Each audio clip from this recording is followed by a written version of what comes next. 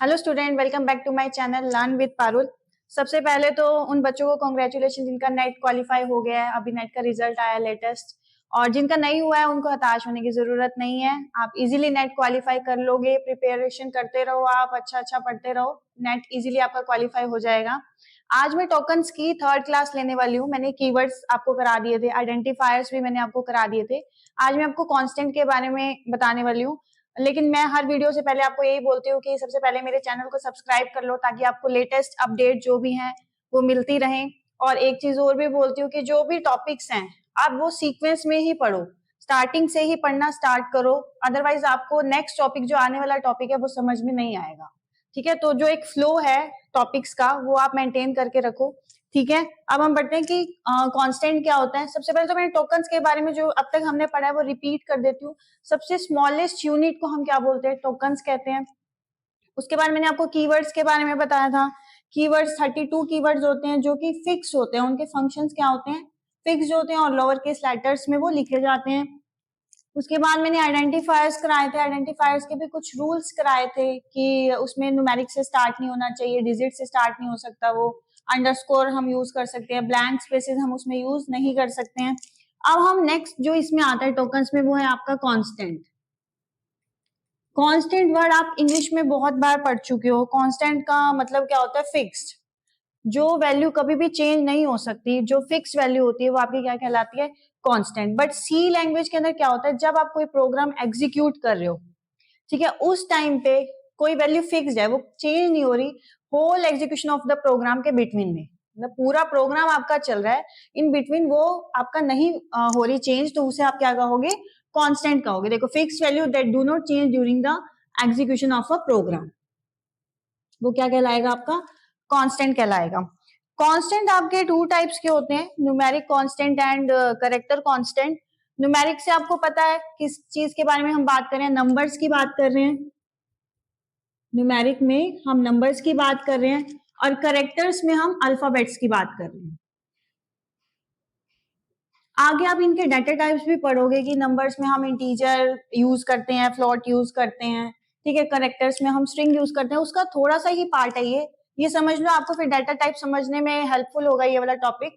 ठीक है, अब न्यूमेरिक कांस्टेंट क्या होता है?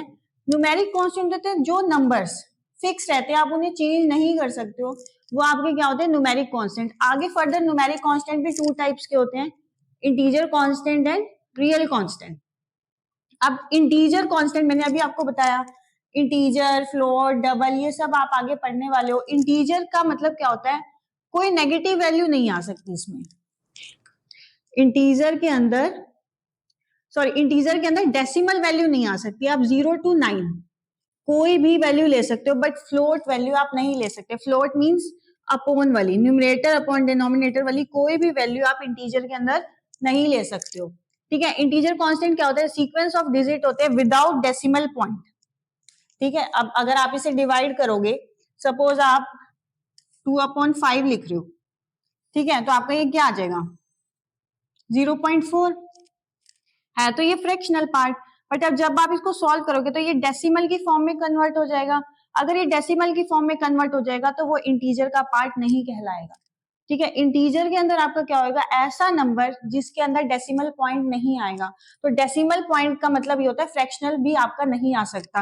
आप कहोगे अगर मैं 2/1 कर दूं तो अब 1 से डिवाइड करने के बाद तो ये 2 ही बचेगा ना, तब ये आपका क्या कहलाएगा? इंटीजर कहलाएगा। कुछ एक्सेप्शंस होती है इसके अंदर, उनको आप हटा के चलोगे तो वो इंटीजर का ही पार्ट है।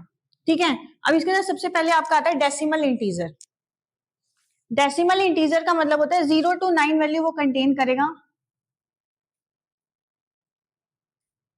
0 to 9 वैल्यू का मतलब है इसके अंदर आप पॉजिटिव और नेगेटिव सिंबल भी यूज कर सकते हो। सपोज आप +9 या फिर -9 ये आप यूज कर सकते हो। अब डेसिमल का मतलब क्या है? यहाँ पे मैंने 3 वर्ड्स लिखे हैं, डेसिमल, ऑक्टल और हेक्साडेसिमल।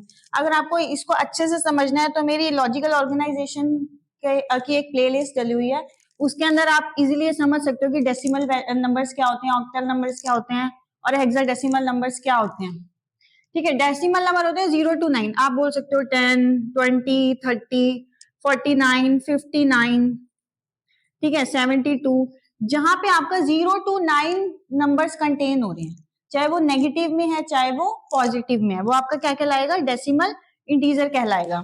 अब ऑक्टल क्या होता है आपका, ऑक्टल का मतलब होता है 8। इंग्लिश में अगर हम बात करें तो ऑक्टल का मतलब होता है 8 और हेक्साडेसिमल का मतलब होता है 16। अब इसे 2 की पावर 3 भी बोल सकते हो और 2 की पावर 4 भी बोल सकते हो, ठीक है। अब 2 की पावर 3 8 है, 8 का क्या मतलब है, सिर्फ 0 से 7 नंबर्स ही आप इसमें ले सकते हो ऑक्टल इंटीजर में। अगर मैं कहूं 0 3 5 2, क्या ये सारे नंबर्स 8 से लेस है? अगर ये सारे नंबर 8 से लेस है तो ये ऑक्टल नंबर है। अगर मैं कहूं 7 8 9 2, तो ये आपका ऑक्टल नंबर नहीं कहलाएगा। क्यों? क्योंकि इसकी रेंज क्या हो गया, 9 बीच में आ गया है, ठीक है। अगर रेंज से बाहर हो जाएगा तो वो ऑक्टल नंबर नहीं कहलाएगा। सिमिलरली हेक्साडेसिमल में क्या होगा, 16 नंबर्स का होता है ये, जिसमें आप 0 to 9 तो आप इजीली लिख लोगे, लेकिन 10 11 12 13 14 इनको हम रिप्रेजेंट करते हैं A B C D E और 15 को F से। तो हेक्साडेसिमल नंबर क्या कंटेन करेगा आपका, 0 to F तक।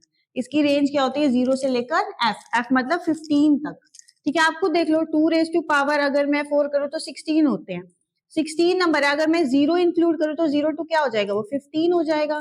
तो ये सारी रेंज किस में जाएगी, हेक्साडेसिमल नंबर में जाएगी। हेक्साडेसिमल इंटीजर्स होते हैं आपके, ठीक है। अब आता है आपका रियल कांस्टेंट। रियल कांस्टेंट के अंदर अभी तक तो हम इंटीजर कर रहे थे, मतलब कोई फ्लोट वैल्यू नहीं आ रही थी आपकी। अब हम क्या करेंगे, जो फ्लोट वैल्यू है, डेसिमल वैल्यू है, उनके लिए हमारे पास कौन सा कांस्टेंट आता था, रियल कांस्टेंट। रियल कांस्टेंट में सबसे पहले है फ्रैक्शनल रियल कांस्टेंट। फ्रैक्शनल मतलब जो वैल्यू न्यूमरेटर अपॉन डिनोमिनेटर की फॉर्म में है, वो आपका क्या कहलाएगा, फ्रैक्शनल रियल कांस्टेंट कहलाएगा। ऐसे ही आपका एक्सपोनेंशियल रियल कांस्टेंट होता है, जब आप e की पावर सॉल्व करते हो, सपोज e की पावर 2, ठीक है, 1 + 8 e की पावर 4, तो ये वैल्यू जो आपकी होगी किसमें जाएगी, एक्सपोनेंशियल रियल कांस्टेंट के अंदर जाएगी। इसमें एक वर्ड आपको सुनने को मिलेगा, mantissa and exponent. Mantissa and exponent ये आपका कंप्यूटर ऑर्गेनाइजेशन के अंदर भी आएगा, जब फ्लोटिंग पॉइंट की रिप्रेजेंटेशन हम करेंगे।